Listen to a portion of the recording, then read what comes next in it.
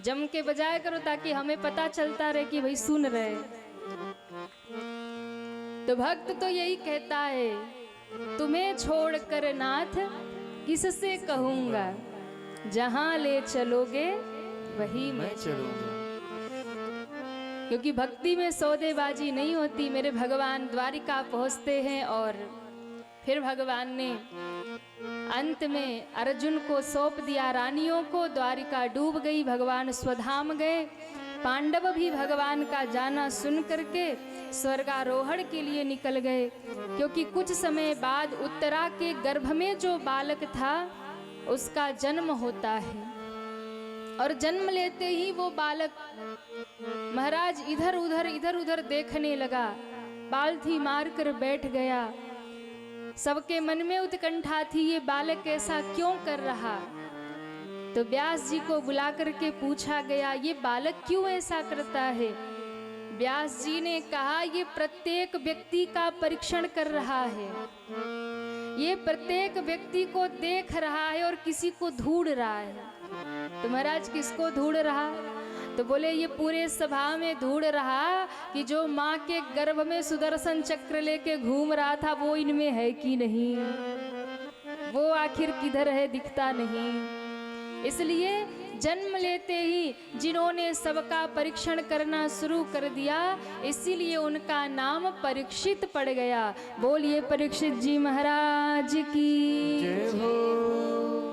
अब महाराज धीरे से परीक्षित जी धीरे धीरे बड़े हुए और उनको राजगद्दी पर बिठा करके पांडव जब चले गए, परीक्षित जी ने बहुत सुंदर राज्य का संचालन किया, बहुत सुंदर, और इतना धर्म पूर्वक राज्य चलाया कि ऐसा लगा कि द्वापर का अंत हो रहा था, कलयुग शुरू हो रहा था।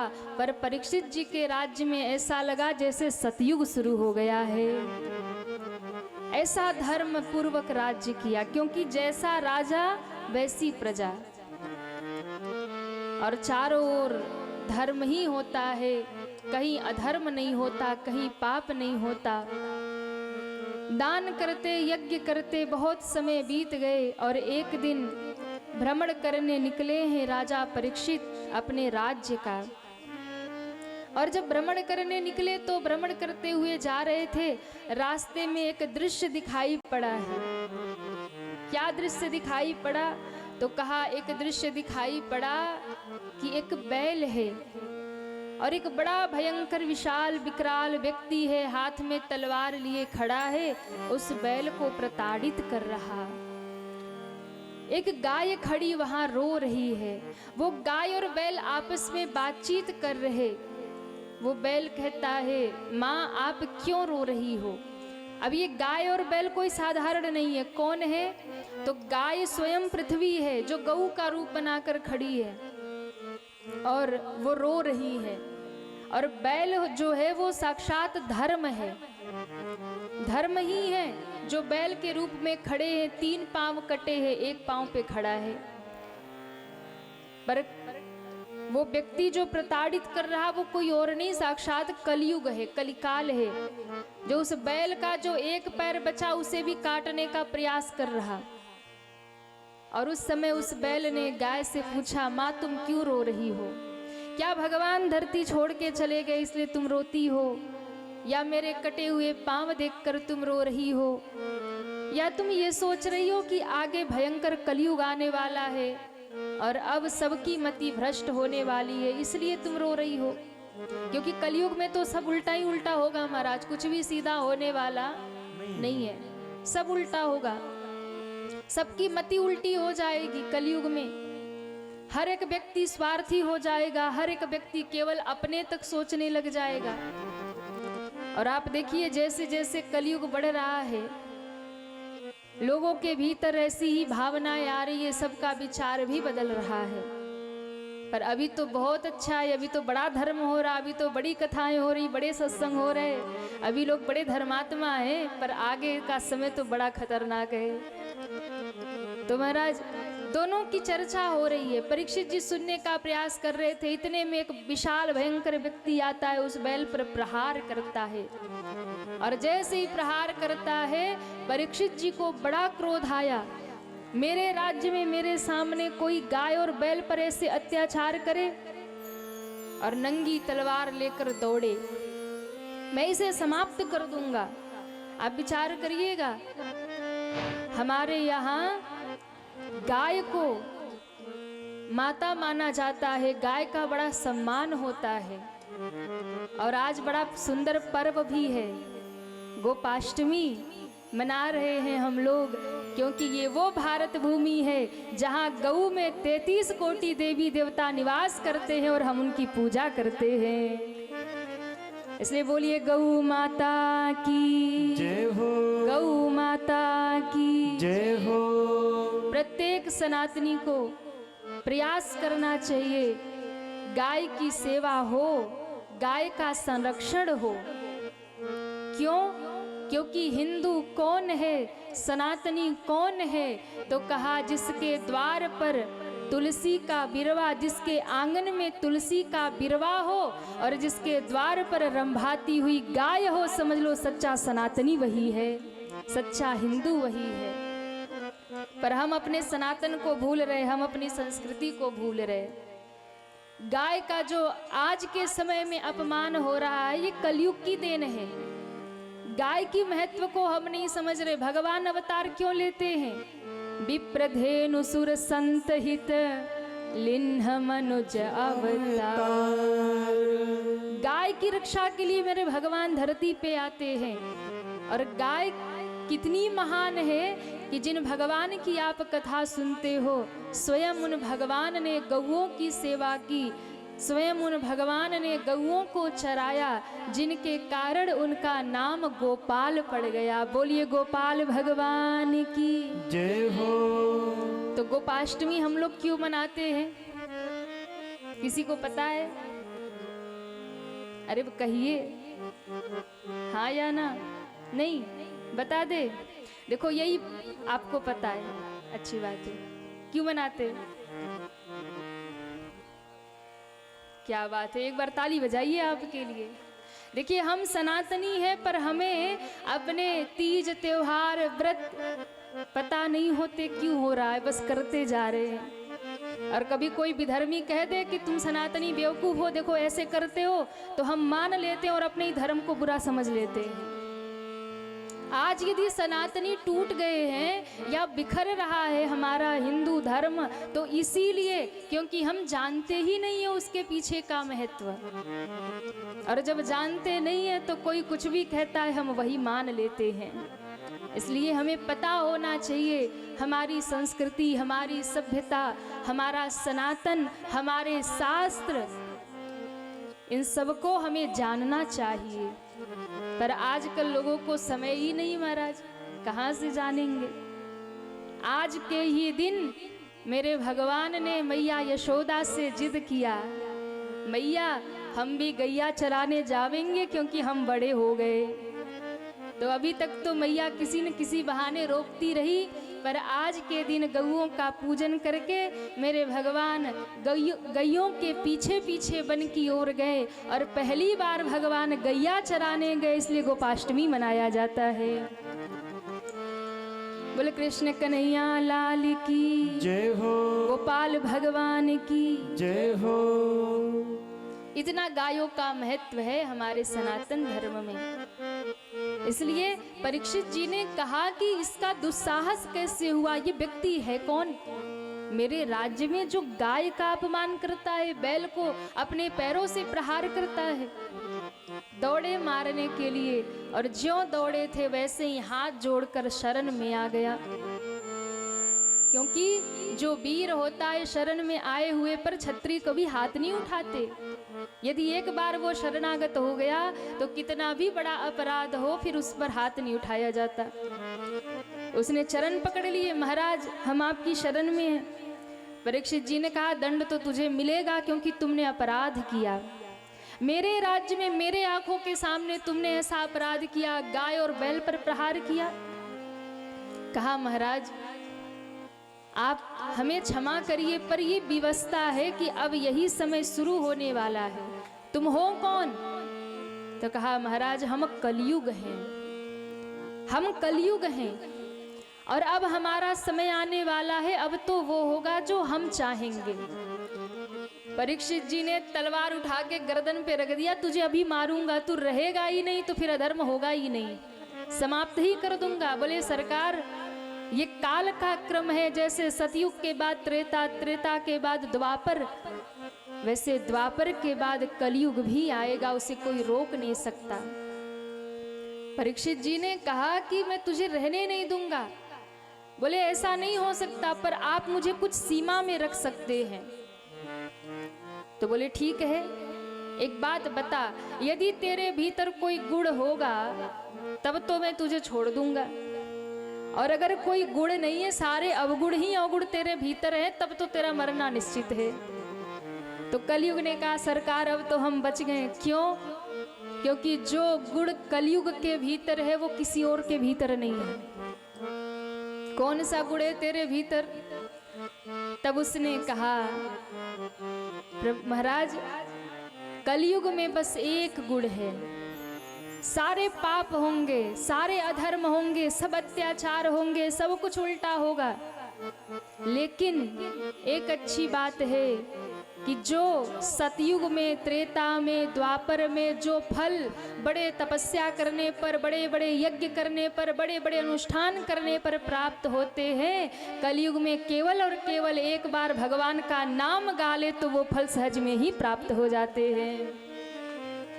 और इसलिए गोस्वामी जी महाराज मानस में कहते हैं कलयुग केवल नाम यधारा, कलयुग केवल नाम यधारा, सुमिरि सुमिरि नर उतरहि पारा, सुमिरि सुमिरि नर उतरहि पारा, सुमिरि सुमिरि नर उतरहि पारा। श्री राम जय राम जय जय राम, श्री राम जय राम जय जय राम, जय सिया राम जय जय सिया राम, जय सिया राम जय जय सिया राम, राधे श्याम बोलो राधे श्याम। राधे श्याम बोलो राधे श्याम। अब बताइए किनको किनको भवसागर से पार होना है, दोनों हाथ उठाए। अरे वाह, सब पार जाएंगे, ताली बजाकर गाइए। जय सिया राम जय जय सिया राम, जय सिया राम जय जय सिया राम, राधे श्याम जय राधे श्याम, राधे श्याम जय राधे श्याम, कलियुग केवल नाम यधारा, सुमिरि सुमिरि नर उतरहि पारा, सुमिरि सुमिरि नर उतरहि पारा, सुमिरि सुमिरि नर उतरहि पारा। कलयुग ने कहा महाराज हमारे भीतर तो एक ही गुण है, कलयुग केवल नाम यधारा, सुमिरि सुमिरि नर उतरहि पारा। तो भैया कलयुग में मुक्ति बड़ी आसान है, तो कितने लोग कलयुग को बुरा मानते हैं वो हाथ उठाएं। अरे भाई इतनी खूबी है फिर भी बुरा मानते बेचारे को, बताओ। हाँ? एक बार राम कह लिया, एक बार कृष्ण कह लिया और उतने में ही बेड़ा पार होने वाला है। बताओ ऐसा युग कोई मिलेगा? इसलिए हम तो कलयुग को बुरा नहीं मानते। सतयुग में, त्रेता में, द्वापर में हजारों हजारों वर्षों तक तपस्या करते थे। सतयुग में तब भी भगवान नहीं मिलते थे, कठोर से कठोर तपस्या जंगल में जाके करते थे, यज्ञ करते थे, दान करते थे, हवन करते थे, अनुष्ठान करते थे, पूजन करते थे, तब भी भगवान नहीं मिलते थे। बड़ी बड़ी अनुष्ठान पूजन, बड़े बड़े यज्ञ होते थे, फिर भी भगवान नहीं मिलते थे। पर कलयुग में कितना सरल है, काम करते रहो, सीताराम सीताराम गाते रहो, इतने में बेड़ा पार होने वाला है। अब आप बताइए, किसी का 5 मंजिला बढ़िया 5 स्टार बंगला बना हो तो उसका सुख हमें मिलेगा कि हमारा 2 ही मंजिला बना हो हमको उसका सुख मिलेगा?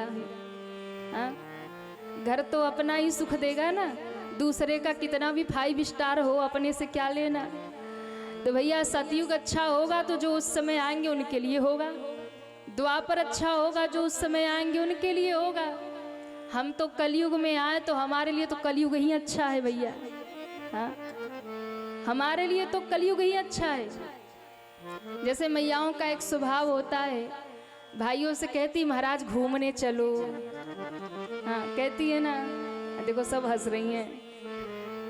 अच्छा ये लोग समय निकाल ले, महंगा से महंगा टिकट मंगा ले और महंगी से महंगी जगह घूमने चले जाएं, 5 स्टार छोड़ो 7 स्टार होटल में भी ठहर जाएं और खर्चा करके घूम घाम के जैसे ही घर लौट के आते हैं, मैया घर में ही घुसते ही बैग उधर फेंकेगी, पर्स उधर फेंकेगी, बेड पे गिरते ही कहेगी अब आनंद आ गया। अब बताओ, जब घर में ही आनंद आ गया तो लाखों का खर्चा बाहर क्यों करके आए? जब घर में ही आनंद आ गया, उतना घूमा, महंगा टिकट लेके महंगी जगह गए, महंगे होटल में रहे, वो आनंद नहीं आया। पर घर के उसी बिस्तर पे पड़ते ही कह रही आनंद आ गया, अब जाके सुकून मिला। अरे भैया तो खर्चा काहे करने गए? भैया बाहर कितना भी खर्चा कर लो, कितने भी महंगे से महंगे होटल में महंगे से महंगे जगह घूमने चले जाओ, पर सुकून तो अपने ही घर में मिलेगा। वैसे ही चाहे सतयुग कितना बढ़िया हो, त्रेता कितना बढ़िया हो, द्वापर कितना बढ़िया हो, तारने वाला तो हम लोगों को कलयुग ही बैठा है। हाँ, तारने वाला तो कलयुग ही बैठा है। वही गुण उसके भीतर है। यत फलम नास्ति तपसा न योगेन समाधिना तत्फलम लभ्यते सम्यक कलौ केशव कीर्तना। यत फलम नास्ति तपसा न योगेन समाधिना, यहाँ पर ना तो तप से फल मिलने वाला है, ना योग से, ना समाधि से नहीं मिलेंगे भगवान। तत्फलम लभ्यते सम्यक कलव केशव कीर्तनात्। इस कलयुग में केवल और केवल भगवान का नाम गाइए, कीर्तन गाइए, बस उसने से ही उद्धार हो जाएगा। तो कितने लोगों को अपना उद्धार करना है? हाथ उठाए। जो हाथ नहीं उठा रहे वो अमेठी में ही रहेंगे क्या? नहीं भैया, उद्धार तो सबको करना है, तो एक ही काम करिए,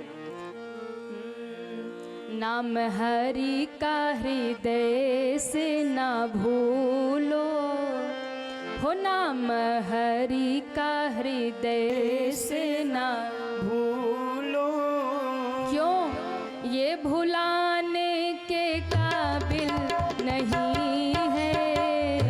हो नाम हरि का हृदय से ना भूलो, हो नाम हरि का हृदय से ना भूलो, ये भुलाने के काबिल नहीं है।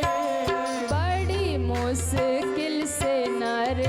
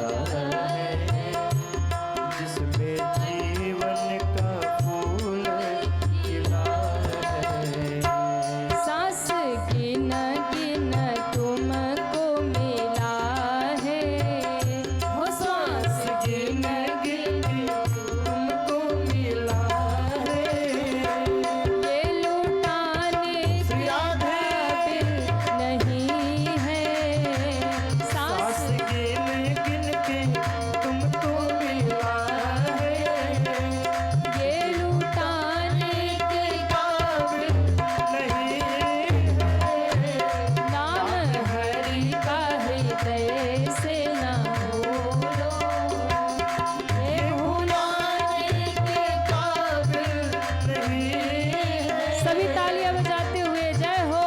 राधे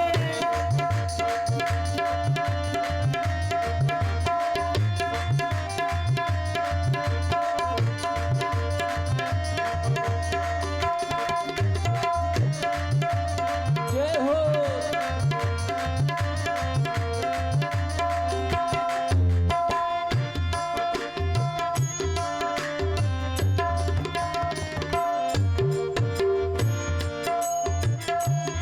उसने नर्तन भी पाकर क्या पाया, जो शरण में प्रभु के नाया। उसने नर्तन भी जो शरण में प्रभु के नाया।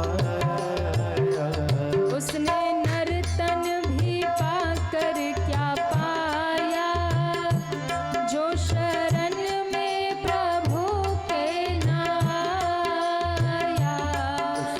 नर्तन भी पाकर क्या पाया, जो शरण में प्रभु के आया। भिक्षु पर दुख समझ भी न पाया, भिक्षु हरि दुख समझ भी न पाया। भिक्षु पर दुख समझ जो न पाया। भिक्षु पर दुख समझ जो न पाया। संत कहाने के काबिल नहीं है, भिक्षु पर दुख समझ जो न पाया। संत कहाने के काबिल नहीं है। नाम हरि का हृदय से न बोलो ये भुलाने के काबिल। नहीं है। नाम हरि का हृदय से न भूलो। ये भुलाने के काबिल नहीं है। ये भुलाने के काबिल नहीं है। ये भुलाने के काबिल नहीं है। बड़ी मुश्किल से नर्तन मिला है, वो बड़ी मुश्किल से नर्तन मिला है। ये गवाने के राधे नहीं है। ये गवाने के काबिल नहीं है। ये गवाने के काबिल नहीं है।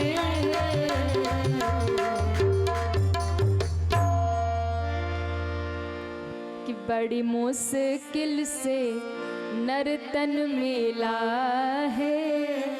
अब चाहे कलयुग में ही मिला है, ये गवाने के काबिल नहीं है।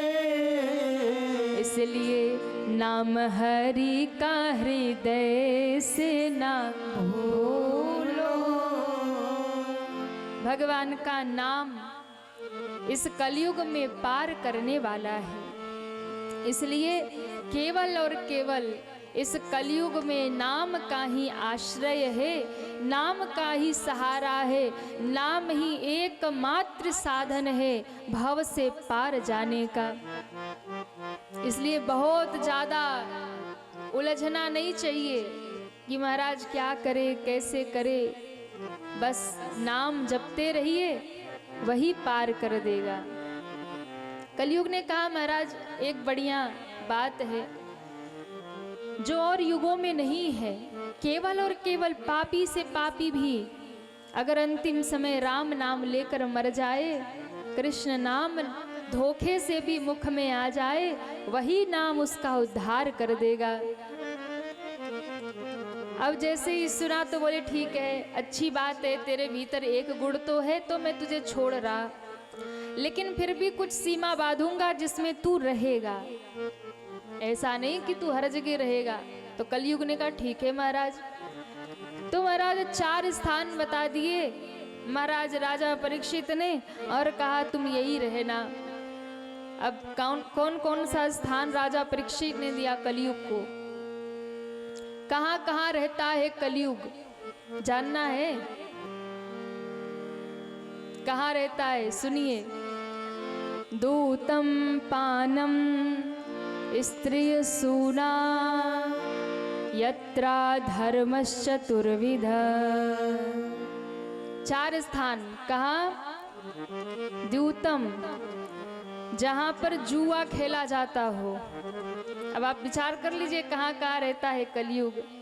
जहाँ पर जुआ खेला जाता हो वहाँ पे कलयुग का निवास होता है। पानम, ये तो सब समझ रहे हैं। हाँ, जहाँ मदिरा पान की जाती हो वहाँ कलयुग का निवास है। स्त्री सूना, जहाँ पर गलत स्त्री का संग किया जाता हो वहाँ पर कलयुग का निवास है।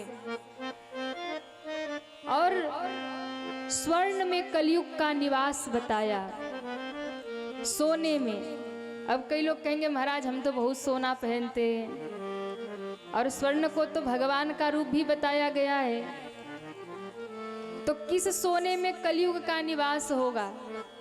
तो कहा कि जो अधर्म से कमाकर लाया गया धन होगा, स्वर्ण होगा, उसमें कलयुग का निवास होगा।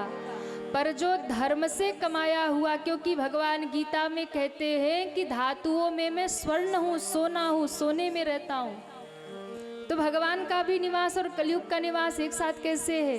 तो बस अंतर इतना है, जो धर्म से कमाकर लाया गया धन होगा उसमें भगवान का निवास होगा।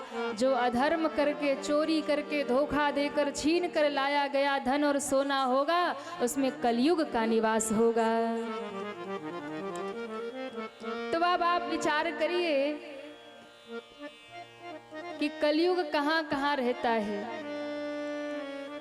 पर ये जितने भी स्थान बताए वो सारे स्थान आज लगभग हर घरों में रचे पचे हैं। बस कुछ ही ऐसे परिवार, घर बचे हैं जो सत्संगी हैं, जो संतों से जुड़े हैं, सत्संग से जुड़े, वही बचे। बाकी तो हर घर की वही हालत है, ये सब चीजें हर घर में मिल जा रही है। और जिसके जिसके घर में भी ये सब है, समझ लो वहाँ कलयुग का निवास है। और जहाँ कलयुग का निवास होगा वहाँ भगवान का निवास कभी नहीं हो सकता। इसलिए बहुत जरूरी है कि इन सब चीज़ों से अपने घर को, अपने परिवार को, अपनी पीढ़ियों को बचा करके रखा जाए। पर महाराज कलयुग है, चारों तरफ कुसंग ही कुसंग है। कितना भी सज्जन व्यक्ति हो, संगति में पड़ता है तो फिर वो भी उसी लाइन में हो जाता है। इसलिए एकमात्र साधन है, और वो साधन है सत्संग, भगवान की कथा, जो आपको बचा सकती है।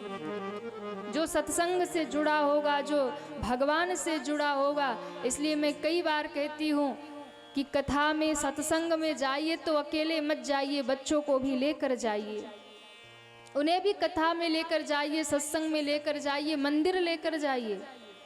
क्योंकि यदि आप सत्संग नहीं करेंगे तो कुसंग करेंगे, पुण्य नहीं करेंगे तो पाप करेंगे, कुछ न कुछ तो करेंगे। इसलिए बहुत जरूरी है कि भैया अगर पाप से बचना है तो पुण्य से जुड़ो, कुसंग से बचना है तो सत्संग से जुड़ो, और नहीं जुड़े तो फिर महाराज पतन निश्चित है। इसलिए अपनी पीढ़ियों को, अपने बच्चों को धर्म से, सत्संग से जोड़िए, और उन्हें ही मत जोड़िए, खुद भी जुड़िए। होता क्या है, घर में हम तो इधर उधर करते रहते हैं, पर बच्चों को सोचते वो एकदम लाइन से रहे, संस्कारी बन के रहे। तो भैया जब हम ही ठीक रास्ते पे नहीं होंगे तो बच्चे कहाँ से ठीक रास्ते पे जाएंगे। इसलिए सबसे पहले माता और पिता को अपने आप को सुधारना होगा, वो सही लाइन से चले। बच्चे को कहेंगे तू पढ़ाई कर, हम किट्टी पार्टी में जा रहे हैं, हाँ, तो वो कहाँ से पढ़, हाँ क्या बात है। माताओं का खूब चलता है। नहीं, आप लोग ऐसे नहीं हैं, हाँ अच्छी बात है। हाँ, बच्चा को कह दिया तू पढ़ाई कर, हम जा रही हैं, अब उसका मन वही लगा है, मम्मी तो उधर गई है। इसलिए आप खुद धर्मात्मा बनिए तब बच्चे धर्मात्मा बनेंगे। आप खुद धर्म करिए तब बच्चे धर्म करेंगे। आप खुद भगवान से जुड़िए, सत्संग से जुड़िए, उन्हें भी जोड़िए। क्योंकि यदि आपने उन्हें सत्संग से नहीं जोड़ा, कथा से नहीं जोड़ा, तो फिर पतन निश्चित है। यदि वो भगवान से नहीं जुड़ा होगा तो भटकने की रास्ते बहुत हैं, पर यदि वो जरा भी भगवान से जुड़ा होगा तो गलत रास्ते पे पैर रखते उसे भगवान की याद आएगी और कहीं न कहीं आपका परिवार बच जाएगा। इसलिए बहुत जरूरी है कि अपनी पीढ़ियों को, अपने बच्चों को धर्म से जोड़ कर रखिए।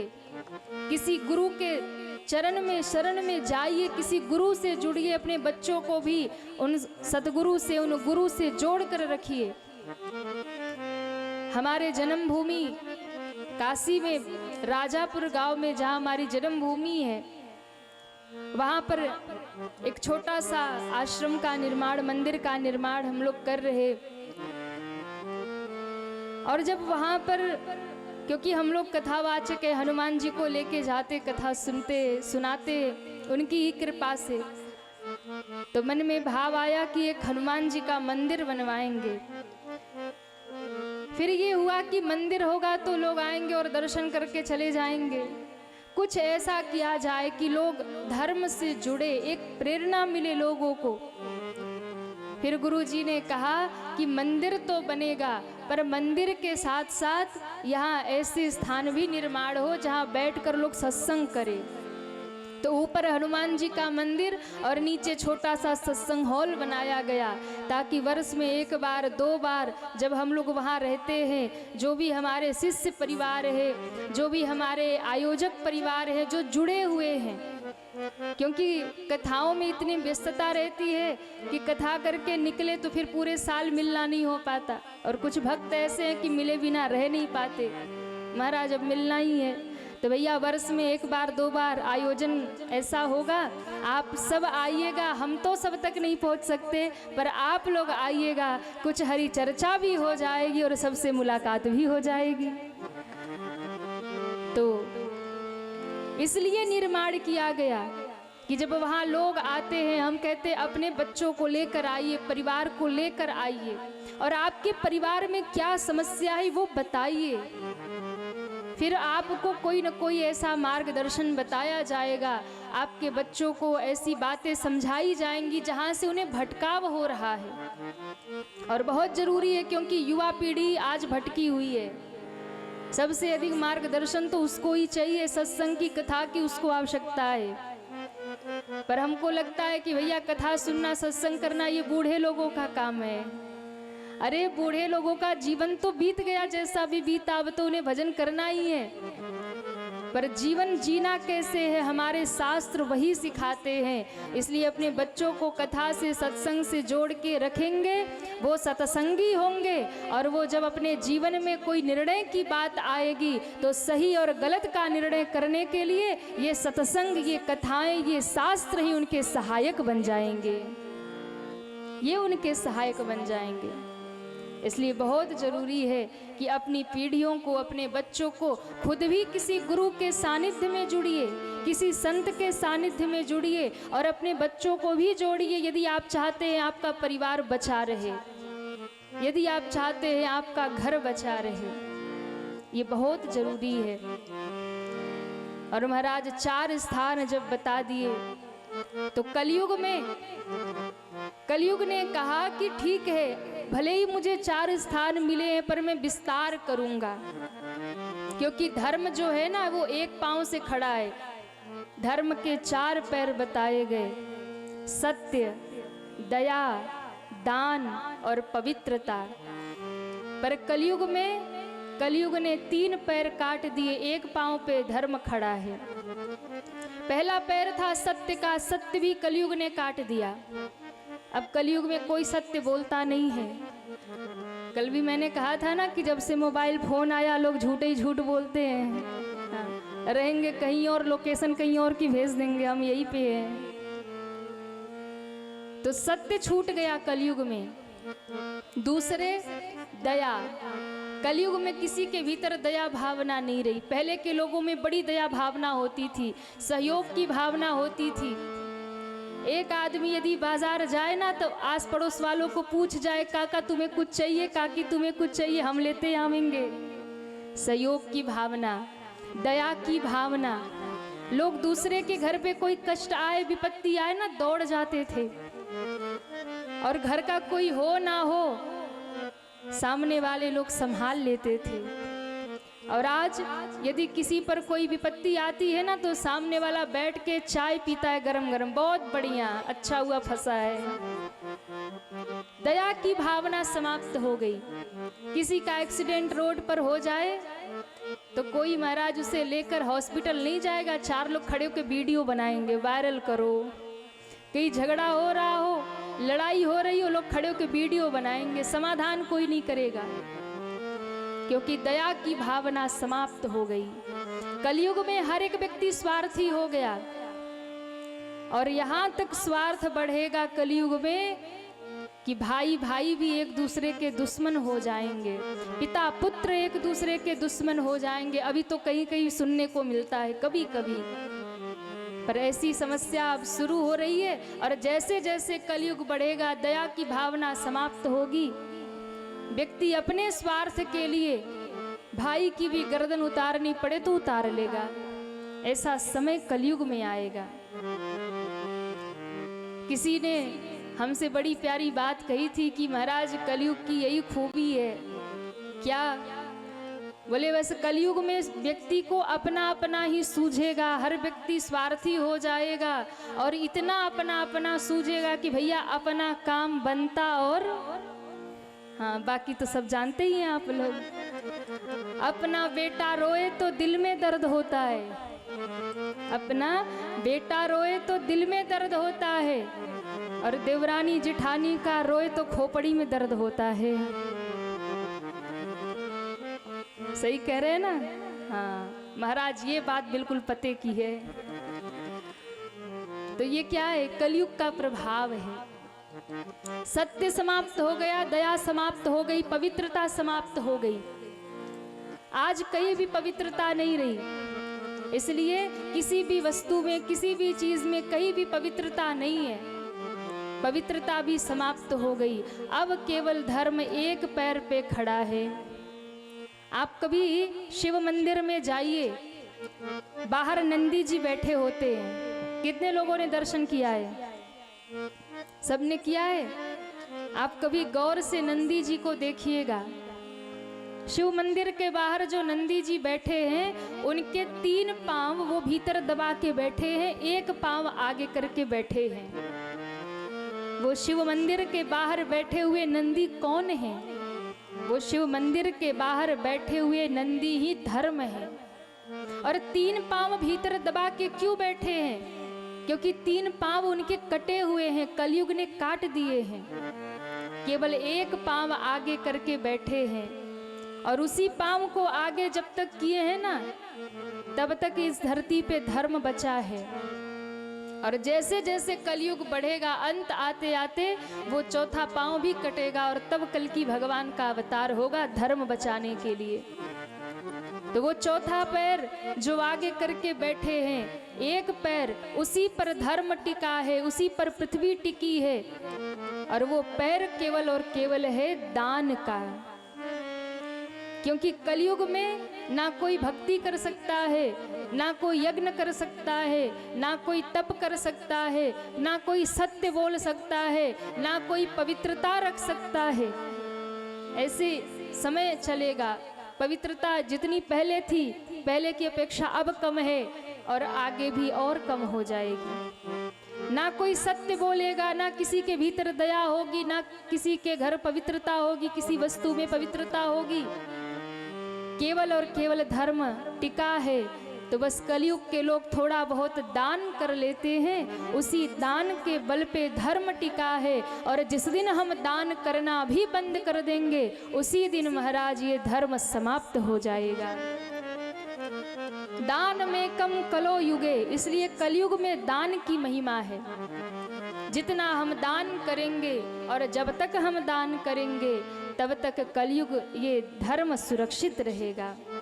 और जिस दिन हमने दान देना बंद कर दिया, बस उसी दिन धीरे धीरे धर्म समाप्त हो जाएगा। अब कलयुग को मौका मिल गया, क्योंकि जो मुकुट पहन कर रखा था वो जरासंध का मुकुट था।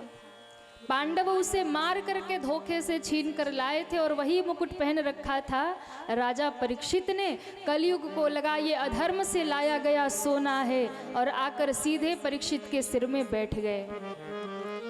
और जब सिर में बैठे तो जो राजा घर से निकले थे दान करने, धर्म करने, सत्कर्म करने, यज्ञ करने, उन राजा की मति घूम गई और कहते हैं अब शिकार खेलने जंगल जाऊंगा। धर्म से अधर्म की ओर मुड़ गए। ये कलयुग कब आपको अधर्म की ओर मोड़ेगा आपको पता भी नहीं चलेगा।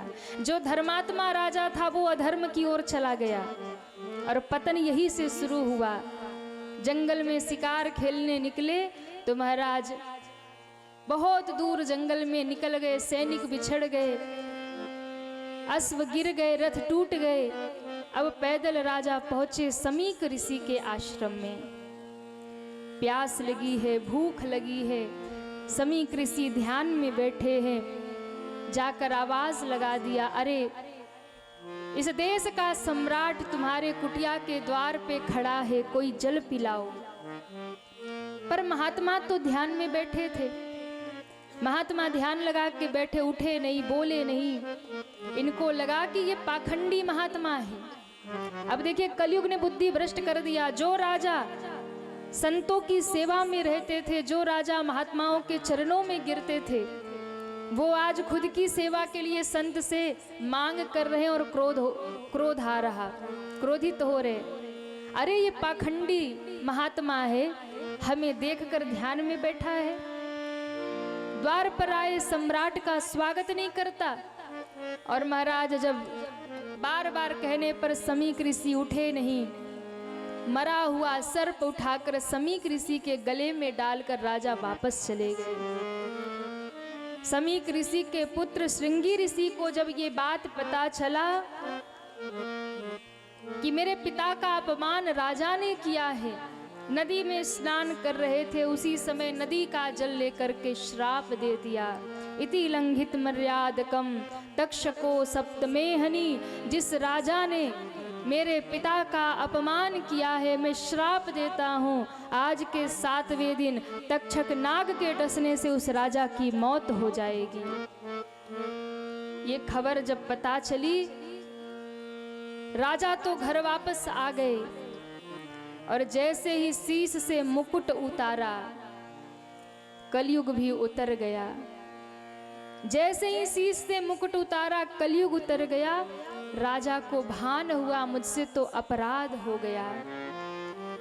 राजा रोने लगे। महारानी दौड़कर आई, महाराज क्या हो गया? अभी तो आप बड़े गाते बजाते आए थे, बड़े प्रसन्न थे, अचानक ऐसा क्या हुआ? आप रुदन करने लगे। परीक्षित जी ने कहा, देवी आज मैंने वो अपराध किया है जो मेरे बाबा पर बाबा ने भी कभी नहीं किया। आज मुझसे वो अपराध हुआ कि मैं अपने कुल का ही कलंकी बन गया। मेरे बाबा पर बाबा तो सदैव संतों महात्माओं के, मेरे पर बाबा युधिष्ठिर तो सदैव संतों की सेवा में रहते थे, बिना ब्राह्मणों को भोजन कराए भोजन भी नहीं करते थे। उन्होंने कितना संतों का, ब्राह्मणों का सम्मान किया, पर आज मैं कुल का कलंकी बन गया। क्यों? जिन महात्माओं का मेरी पीढ़ियां सम्मान करती आई थी, उनके चरणों में मस्तक रखती आई थी, आज मैंने उन्हीं महात्माओं का अपमान कर दिया। इसलिए रानी प्रार्थना करो, वो महात्मा मुझे ऐसा दंड दे, भगवान मुझे ऐसा दंड दे कि आने वाली पीढ़ी में फिर कभी कोई संतों का ऐसा अपमान ना करे। इस प्रकार रानी से वार्ता कर रहे थे। इतने में समीक ऋषि द्वार पर आ गए।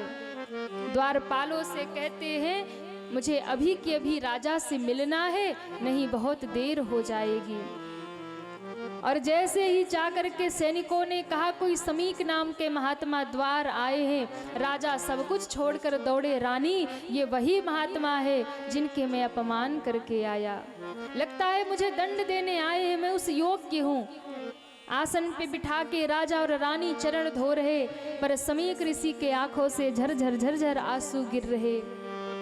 वो गरम गरम आंसू जब राजा के मस्तक पर गिरे, शीश उठाकर ऊपर देखा और कहा, महात्मा आप रो रहे, आप क्यों रो रहे? रोना तो मुझ पापी को चाहिए, मैंने आपका अपमान किया, आपको मुझे दंड देना चाहिए। उन ऋषि ने कहा, महाराज इसीलिए तो रो रहा, जो अपराध आपने किया भी नहीं उसका दंड आपको मिल गया। क्या दंड मिला? तो कहा आपको श्राप लग चुका है राजन, 7वें दिन तक्षक के डसने से आपकी मौत होने वाली है। और मैं इसीलिए भागा भागा रात्रि में ही आपके पास आ गया कि अभी भी समय है, अपने मुक्ति का उपाय कर लीजिए, विचार करिए। महात्मा ने कहा अपनी मुक्ति का उपाय कर लीजिए, अभी भी आपके पास समय है, इसलिए मैं तुरंत आया हूं। और कलयुग ने वो करवा दिया जो अपराध राजा ने किया नहीं, उसका भी दंड मिल गया। अब जैसे ही कहा, समीक ऋषि तो रो रहे थे, पर राजा परीक्षित उठकर नाचने लगे। अरे महात्मा जी, हम धन्य धन्य हो गए, गुरुदेव मेरे जैसा सौभाग्यशाली कौन? क्यों? क्योंकि आपने जो कहा ना कि मुझे 7 दिन बाद मरना है, ये श्राप नहीं है, ये तो मेरे लिए वरदान है। क्यों? क्योंकि मृत्यु जब आती है तो एक पल में आती है और किसी को पता नहीं रहता कि एक पल बाद ही मुझे जाना है। एक पल के बाद ही मृत्यु आती है, जीव को पता नहीं होता और वो तुरंत चला जाता है। पर मैं कितना सौभाग्यशाली हूँ, मेरे पास तो फिर भी 7 दिन है, और इन 7 दिनों में यदि मैंने गुरु की शरण ले ली तो 7 दिनों में मुझे मुक्ति प्राप्त हो जाएगी। किसी को एक पल का खबर नहीं, और मेरे पास 7 दिन तो बहुत होते हैं। ये तो कृपा है, महात्माओं के उन श्राप में भी वरदान छिपा होता है, उनकी फटकार में, उनकी मार में भी कृपा छिपी होती है। इसलिए आप चिंता ना करें, मेरे ऊपर तो कृपा बरस गई। और महाराज निकल पड़े राजा परीक्षित घर से बाहर। छोटे से बेटे जन्मेजय को गद्दी पर बिठा दिया और स्वयं आकर गंगा किनारे बैठ गए। देखा तो हजारों लाखों महात्मा बैठे रो रहे हैं, एक साथ सबको प्रणाम करके कहते हैं, महात्मा आप क्यों रो रहे? कहा हम इसलिए रो रहे कि आज के 7 दिन बाद ये ऐसा धर्मात्मा राजा हमारे बीच से चला जाएगा। आपके कारण धर्म सुरक्षित था, आपके कारण धर्म बचा हुआ था, पर अब कलयुग का प्रभाव बढ़ेगा। राजा परीक्षित ने कहा, महाराज मैं सौभाग्यशाली हूं कि मुझे श्राप लगा, क्योंकि एक साथ इतने महात्माओं के दर्शन यदि मैं जीवन भर घूमता रहता तो भी नहीं कर पाता, पर इस श्राप के कारण सब महात्मा गुफाओं कंदराओं से निकलकर एक साथ उपस्थित हो गए, और एक साथ मैंने इतने महात्माओं का दर्शन किया, तो आपके दर्शन से ही मेरा उद्धार हो जाएगा। मुझे तो कुछ करना भी नहीं है, आपके दर्शन से ही कल्याण है। राजा परीक्षित बैठ गए, क्योंकि महाराज 7 दिन बाकी है। अब विचार करिए, परीक्षित जी को तो 7 दिन भी मिल गया, हम लोगों को 7 मिनट भी नहीं मिलने वाला। हाँ, 7 मिनट पहले भी यमराज जी नहीं बताएंगे कि तैयार हो जा अब चलना है। फिर भी हम लोग भजन नहीं करते, भगवान का नाम नहीं लेते। इस मनुष्य शरीर को पाने के बाद भी भगवान की याद नहीं करते। इसलिए मृत्यु कब आ जाए कोई भरोसा नहीं है। शरीर के रहते ही भजन कर लीजिए, भगवान को याद कर लीजिए, भगवान का नाम जप लीजिए, क्योंकि यहाँ से जब जाएंगे तो कमाया हुआ धन, बैंक बैलेंस, बेटा बेटी सब यही रहेंगे। एक ही पूंजी जाएगी, जो बैठ के 3 घंटा कथा सुन रहे हो यही साथ जाएगा, यही साथ जाएगा, बाकी कुछ जाने वाला नहीं है। इसलिए यहाँ के लिए तो बहुत धन इकट्ठा किया, कुछ वहाँ के लिए इकट्ठा कर लीजिए। और वहाँ जाएंगे तो वहाँ ये दुनिया का धन, ये दुनिया का बैंक बैलेंस नहीं जाएगा, वहाँ तो केवल और केवल भगवान का नाम जाएगा। इसलिए भगवान का नाम, भगवान के गुण, भगवान की कथा जो श्रवण कर रहे, जो मुख से गा रहे, अंत में तो हिसाब इसी का होगा। इन श्वासों का कोई भरोसा नहीं, कब साथ छोड़ जाए। इसलिए शास्त्र कहता है, संत कहते हैं, भगवत भजन करके, भगवान में लग करके जीव अपना उद्धार कर ले। न जाने फिर ये मानव तन मिले या ना मिले, कोई भरोसा नहीं है, कब जीवन समाप्त हो जाए। कोई ये नहीं कह सकता कि हम 100 साल जिएंगे।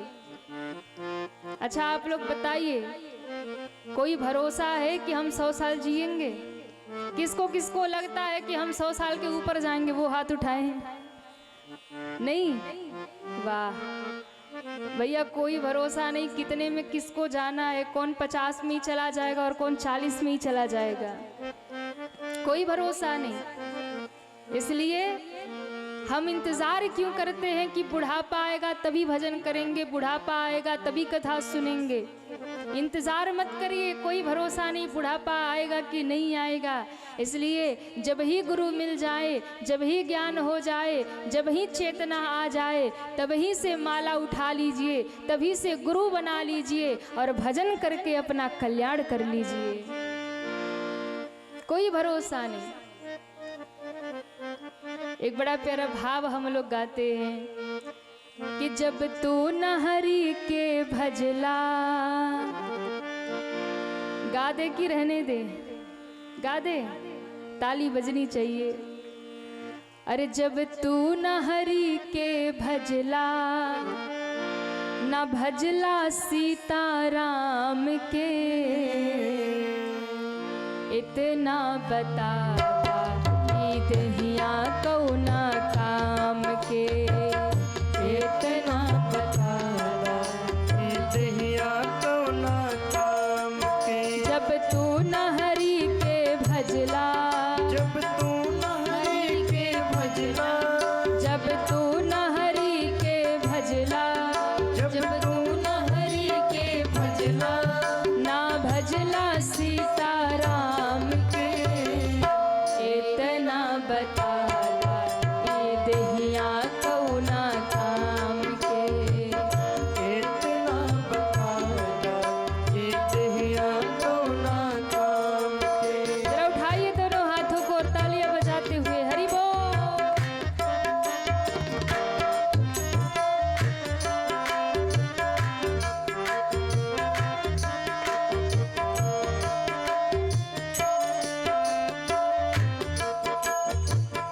धन संपत्ति परिवार बढ़ाई, धन संपत्ति परिवार बढ़ाई, सब परिहरि करी हों सेवकाई, सब परिहरि करे हो सेवकाई, सब परिहरि करी हों सेवकाई, सब परिहरि करे हो सेवकाई।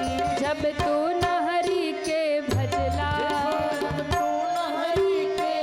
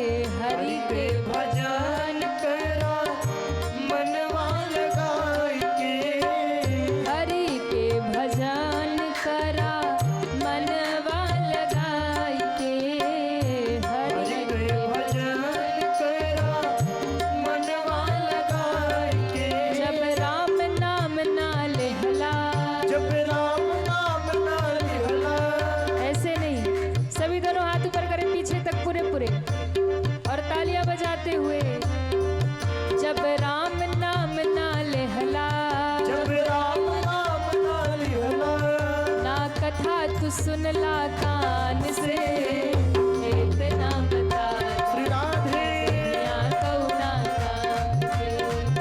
इतना बता देहिया तो ना काम के। जब तू न हरि के भजला, जब तू हरि के भजला, जब तू न प्रभु के भजला, जब तू न प्रभु के भजला, ना भजला सीताराम के। इतना बता देहिया तो ना काम के। इतना बता देहिया तो ना काम के। इतना बता देहिया तो ना काम, देहिया तो ना काम, देहिया तो ना काम कि जब तू न हरि के भजला, कि जब,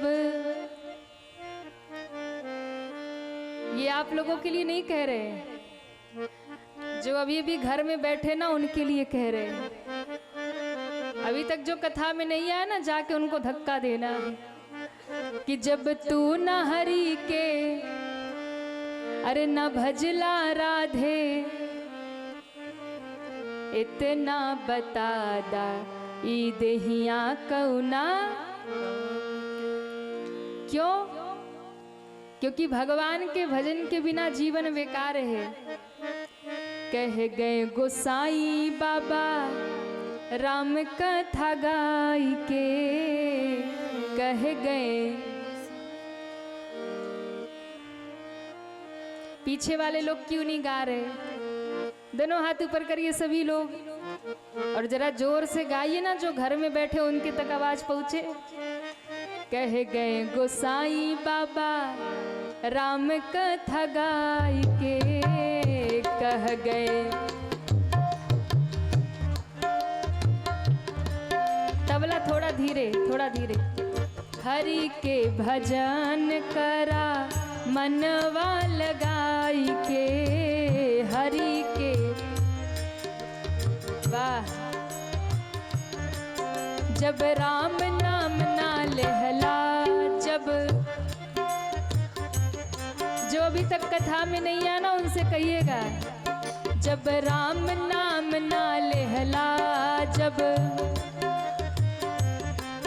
ना कथा तू सुनला कान से, ना कथा इतना बता दा ई देहिया कौना काम के। इतना बता देहिया कौना काम के। इतना बता देहिया कौना काम के। इतना बता देहिया कौना काम के। कि जब तू न हरि के भजला। अच्छा, कलयुग के लोग किसके चक्कर में पड़े हैं? क्यों नहीं पहुंच पाते लोग कथा में? महाराज कल चलेंगे, परसों चलेंगे, 7वें दिन चलेंगे, भंडारे में चलेंगे। क्यों नहीं पहुंच पाते? क्योंकि वो भजने के चक्कर में नहीं पड़े हैं। हाँ, समझदार हैं आप लोग, समझ रहे हैं। जब तू न हरि के भजला, भजौला सीता। राम के भजाने के चक्कर में पड़े हैं, भजने के चक्कर में नहीं पड़े। पर कितना भी भजा लीजिए, सारा भजाया तो यही रहेगा। पर जो 3 घंटा बैठ के यहाँ भज रहे हैं, अंतिम में जाएंगे तो साथ में यही जाने वाला है। इसलिए अपने लिए एक बार ताली बजा लो जोरदार। वाह, अपने लिए एकदम जोरदार बजाएंगे। बाकी तो महाराज 3 घंटा चिल्लाएं, हम काहे को बजाएं। पर अपनी बात आए तो क्या जम के ताली बजाएं, अच्छी बात है। तो भैया साथ में कुछ जाएगा तो केवल और केवल भजन ही जाएगा। इसलिए कभी बुढ़ापे का इंतजार मत करिए, मौत कब आएगी कोई भरोसा नहीं। ये मत सोचिए कल भजन करेंगे, परसों भजन करेंगे। जब भी समय मिल जाए गुरु के चरणों से जुड़ करके मंत्र दीक्षा लेकर भगवान के भजन में लग जाना चाहिए।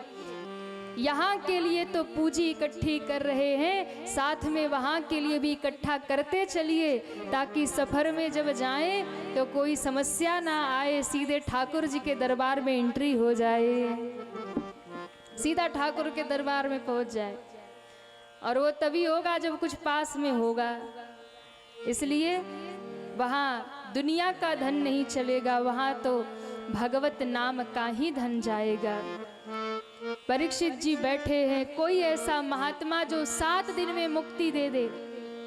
सबके मन में चिंता हो गई, भैया 7 दिन में कौन मुक्ति दे सकता है। अंत में जब किसी ने कोई निर्णय नहीं दिया, तब भगवान की कृपा हुई। तत्रा भवत भगवान व्यास पुत्रो, वहाँ स्वयं भगवान प्रकट हुए। किस रूप में? तो कहा स्वयं भगवान वहाँ व्यास पुत्रो, यानी भगवान सुखदेव प्रकट हो गए। बोलिए सुखदेव भगवान की, सुखदेव भगवान की जय। महाराज बड़े ही सुंदर भाव से आए, आसन पर विराजमान हो गए। महात्माओं ने कहा, राजन ये तुम्हारी मुक्ति साक्षात आकर यहाँ विराजमान हो गई, इनके चरण पकड़ लो और जो भी मन में भाव है इनसे कह डालो। क्यों? क्योंकि ये अधिक समय रुकते नहीं है एक जगह। केवल और केवल एक गाय के दोहन करने में, एक गाय का दूध निकालने में जितना समय लगता है ना, उतना ही समय 6-7 मिनट ये एक जगह रुकते हैं। नहीं तो फिर जंगल में जाएंगे और समाधि में समाधिस्थ हो जाएंगे, फिर तुम्हारे मुक्ति का कोई उपाय नहीं हो सकता।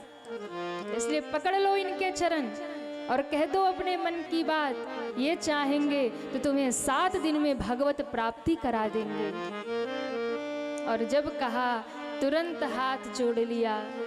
हरि की कथा सुनाने वाले, प्रणाम कर ले सुखदेव भगवान को। हरि की कथा सुनाने वाले, हरि का दर्श कराने वाले, तुमको लाखों प्रणाम, तुमको लाखों प्रणाम। हरि की कथा सुनाने वाले, हरि का दर्श कराने वाले, तुमको लाखों प्रणाम, तुमको लाखों प्रणाम, तुमको लाखों प्रणाम, तुमको लाखों प्रणाम। हम पीकर विष का प्याला, जा रहे थे यम के गाला।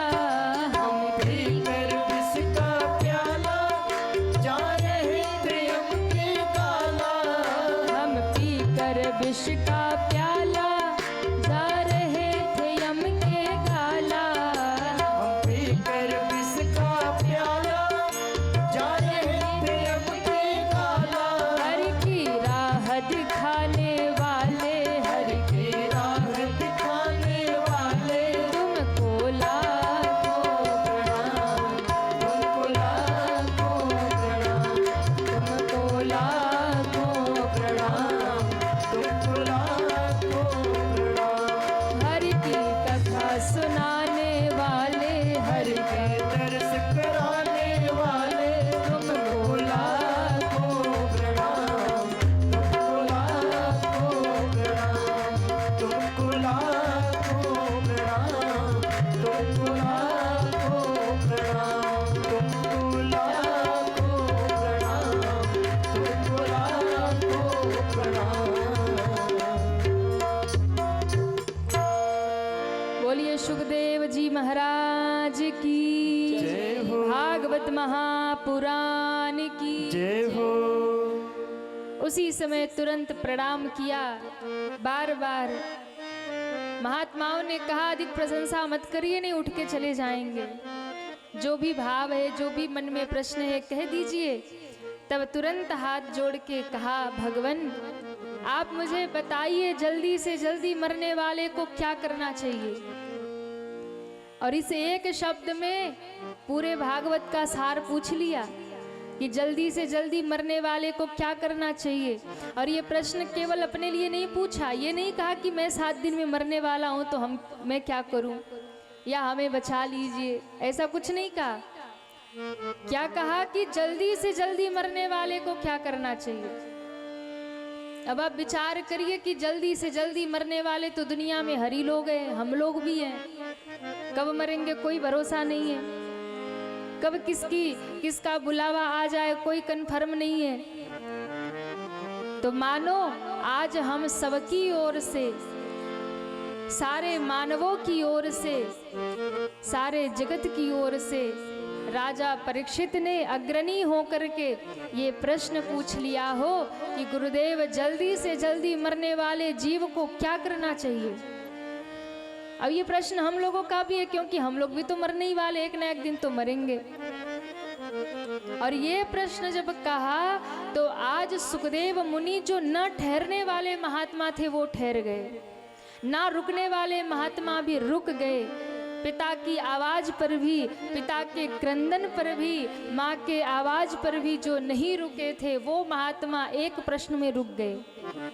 क्योंकि ये प्रश्न खुद के कल्याण के लिए नहीं पूछा गया, ये प्रश्न स्वार्थियों का नहीं, ये प्रश्न तो परमार्थियों की तरह पूछा गया, परमार्थ के लिए पूछा गया, सबके हित के लिए पूछा गया।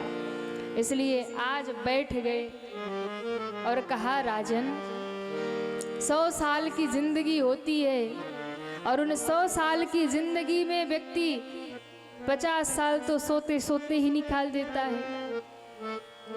बच गए 50 साल, अब उसमें भी 20 साल निकाल दो बचपना के। बचपन तो 20 साल तो ऐसे वैसे में ही बीत जाता है। कभी पापा के थप्पड़ खाए, कभी मम्मी की डांट सुन लिए, कभी मोटरसाइकिल पे घूम लिए, कभी साइकिल पे घूम लिए। 20 साल तो बचपन के गए, कितने बच गए बताइए भाई। हम ज़्यादा पढ़े लिखे नहीं हैं, हाँ गणित उड़ित नहीं आता है। 30 बच गए। अच्छा, उस 30 साल में भी 15 निकाल दो बुढ़ापे के।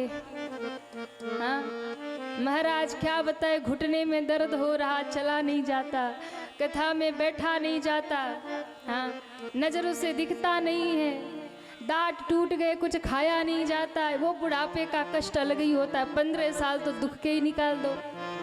अब कितने बच गए? 15 बच गए। अब इन 15 सालों में आप क्या क्या करोगे, क्या क्या कर लेंगे? घर बना लेंगे, मकान बना लेंगे, दुकान बना लेंगे, बिजनेस कर लेंगे, धंधा कर लेंगे।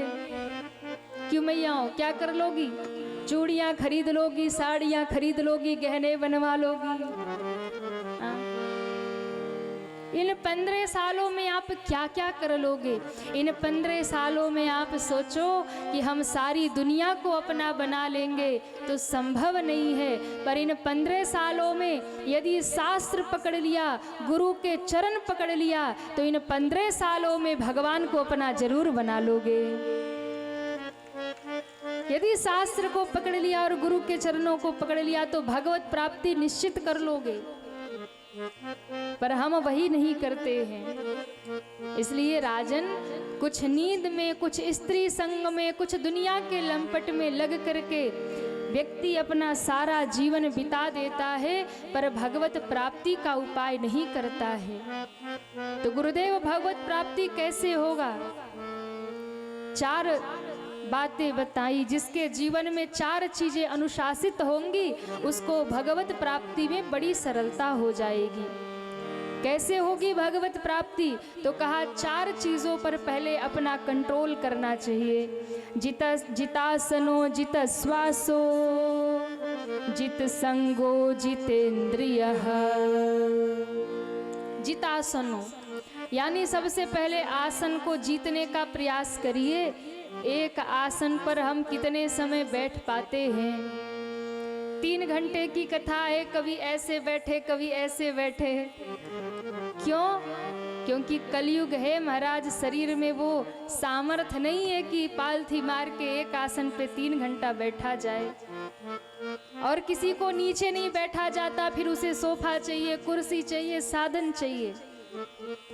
तो सबसे पहले भगवत प्राप्ति में आसन को जीतो। आसन नहीं जीतेंगे, मन एकाग्र नहीं होगा तो भक्ति में मन लगेगा नहीं, भगवान में मन लगेगा नहीं। अब आप बैठे हैं, जोर से पाँव में दर्द होगा तो दिमाग तो पाँव में जाएगा, कथा तो महाराज सुना ही रहे हैं। हाँ, घुटने में दर्द होगा तो पहले ध्यान तो वहाँ जाएगा कि इसको ठीक करे पहले। तो जितासनो जित श्वासो, अपनी श्वास को जीते, योग के माध्यम से, प्राणायाम के माध्यम से श्वासों पर जो विजय प्राप्त कर लेगा वो भी भगवत प्राप्ति कर लेगा। जितासनो जित श्वासो जित संगो जितेंद्रिय, और सबसे बड़ी बात संग को जीतो। आपने सब कुछ कर लिया और संग ही गलत व्यक्ति का पकड़ लिया तो सब पतन हो जाएगा। इसलिए आप संग किसका करते हैं ये बड़ा समझने वाला है। आप खूब सत्संग करते हैं, खूब कथाओं में जाते हैं, पर संगत गलत लोगों की है तो फिर वो आपको उधर ही खींच के ले जाएगा, वो प्रबल हो जाएगा आप पर। इसलिए संग को जीतो और उसके बाद इंद्रियों को जीतिए। जित संगो जितेंद्रिय, अपने इंद्रियों पर विजय प्राप्त करिए। इसलिए जिसने इंद्रियों पर विजय प्राप्त कर लिया उसे भगवत प्राप्ति जल्दी हो जाएगी। इंद्रियों पर जिसका कंट्रोल हो गया वो भगवत प्राप्ति जल्दी कर लेगा। अब यहाँ पर प्रश्न किया कि भगवान किसको जल्दी मिलते होंगे, तो महाराज भगवान किसको मिलेंगे? क्या जो ऊंची जाति में आएगा भगवान उसको मिलते होंगे? जो बड़ा ज्ञानी होगा भगवान उसको मिलेंगे? जो दिन में 4 बार नहाता होगा भगवान उसको मिलेंगे? किसको मिलेंगे भगवान? जो बड़ा सुंदर होगा उसको मिलेंगे? किसको मिलेंगे?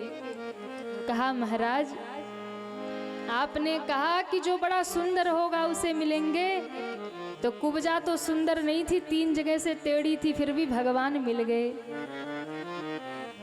आपने कहा ऊंची जाति वालों को भगवान मिलते होंगे, तो शबरी का जूठा बेर भगवान ने क्यों खा लिया? विदुरानी के हाथ से केले का छिलका क्यों खा लिया? केवट से चरण क्यों धुला लिया? दिन में 4 बार नहाने वाले को भगवान मिलते होते तो जंगल में रहने वाले कोल भील 6-6 महीना नहीं नहाते, पर भगवान उनको अपना सखा बनाकर उनको अपने पास बिठा लेते हैं। आपने कहा बड़े ज्ञानियों को भगवान मिलते होंगे, तो उद्धव जैसा ज्ञानी कोई पृथ्वी पर नहीं था। उन्हें पढ़ाने के लिए कोई गुरु धरती पे नहीं मिला, इतने बड़े ज्ञानी थे उद्धव जी। पर उन उद्धव को भी भगवान समझ नहीं आए जब तक गोपियों के चरणों में बैठकर प्रेम की गंगा में डुबकी नहीं लगाई महाराज। इसलिए भगवान ना तो किसी के गुण से मिलते हैं, भगवान ना किसी योग्यता से मिलते हैं, भगवान ना किसी के डिग्रियों से मिलते हैं, भगवान ना किसी के पद से मिलते हैं, भगवान ना किसी के जाति से मिलते हैं। भगवान तो केवल और केवल हृदय की भक्ति से ही मिला करते हैं। इसलिए भगवान ने विदुर जी के घर जाकर केले का छिलका खाया। विदुर जी का नाम सुनते ही परीक्षित के आंखों में आंसू आ गए। आप काका विदुर की कथा सुनाइए। अब यहाँ सुनाई कि विदुर जी पर कृपा कैसे हुई। कैसे कृपा की विदुर जी पे?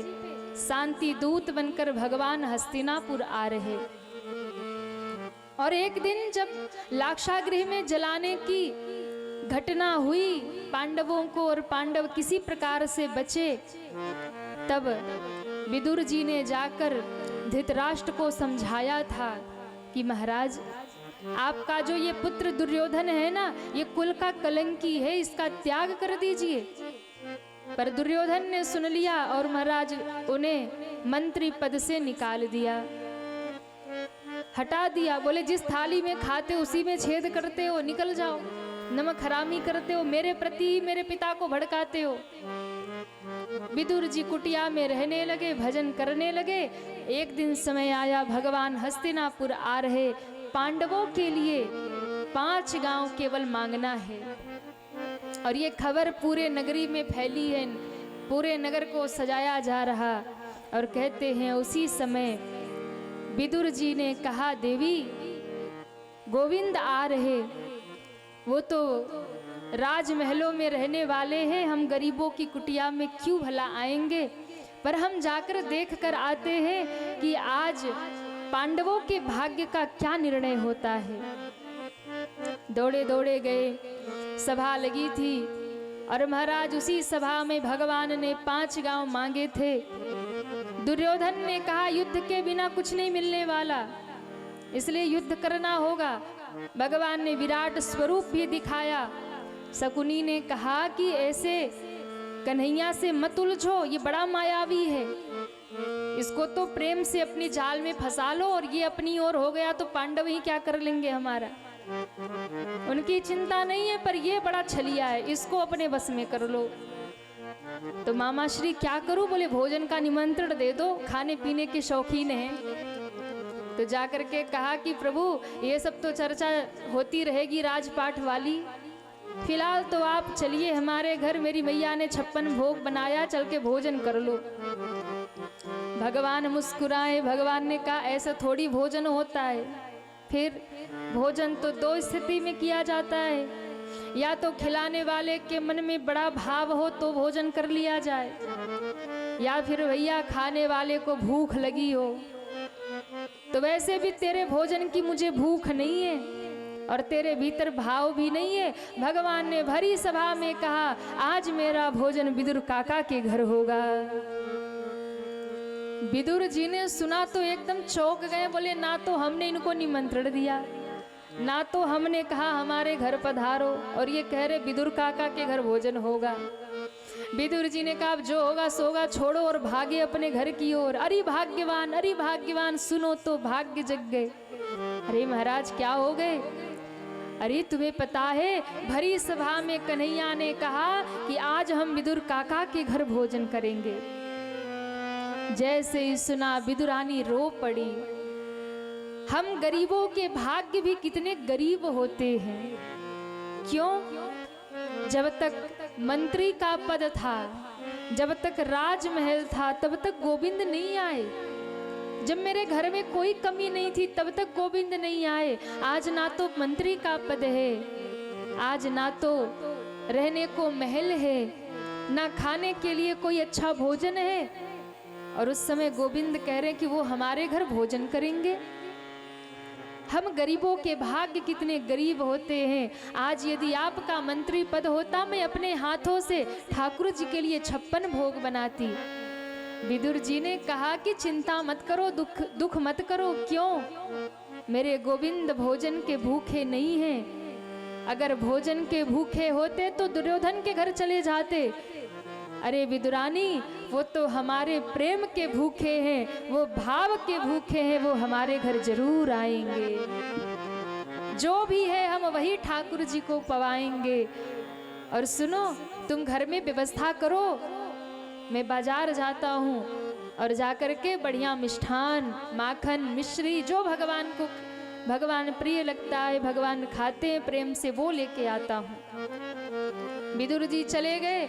विदुरानी ने आंगन लीपा, घर लीपा, तोरण सजाया, कदली के वृक्ष सजा रही और भगवान को याद कर रही, गाते जा रही, प्रभु को याद कर रही। भगवान आने वाले हैं और पूरी तैयारी कर रही विदुरानी, रोती जा रही, भगवान को याद करती जा रही।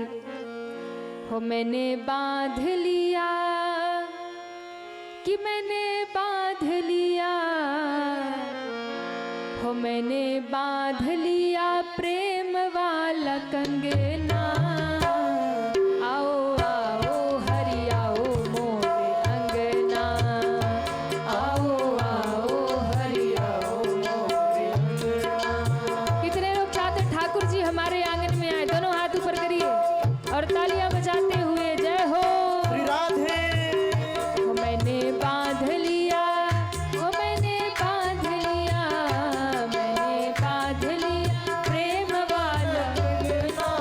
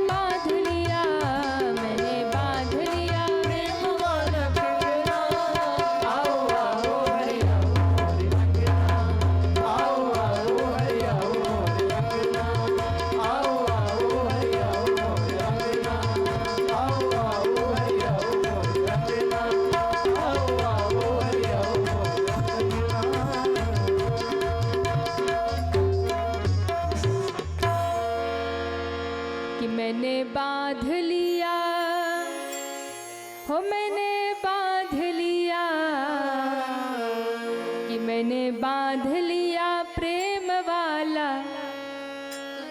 ठाकुर जी प्रेम से ही आएंगे, इसलिए उठाइए दोनों हाथ और पुकारिए कि मैंने बांध लिया प्रेम वाला, आओ आओ हरि। विदुरानी भी ऐसे ही गा रही है, आओ आओ हरि आओ। गा रही थी, ठाकुर जी द्वार पे आ गए, कुंडी खटखटा जी, काकी द्वार खोलो। विदुरानी घर का काम करके स्नान कर रही थी, कानों में मधुर वाणी पड़ी, रोम रोम रोमांचित हो गया। कौन है द्वार पे? कहा काकी जी मैं कन्हैया। और जैसे ही सुना, उस वाणी में, उस शब्द में इतना अद्भुत आनंद था कि विदुरानी के कान तृप्त हो गए। दौड़ी गीले वस्त्रों में, भूल गई वस्त्र बदलना, भूल गई तन की सुधि और जाकर द्वार खोल दिया। और जैसे ही द्वार खोला, पीताम्बरी बधी हुई, कमर पे काली कांबर बांधे हुए, शीश पर मोर मुकुट है, अधरों पर मुस्कान है मधुर सी, टेढ़ी टांग करके कमर पे हाथ रख के ठाकुर जी खड़े हैं। और उस छवि को विदुरानी ने देखा तो निहारती रह गई। भगवान ने कहा, अरे काकी बैठने नहीं कहोगी? एकदम से याद आया, अरे प्रभु मैं तो भूल ही गई, आइए ना, पधारिए ना। भगवान ने कहा, कहाँ बैठूं? एक लकड़ी का पाटा उठाया, रख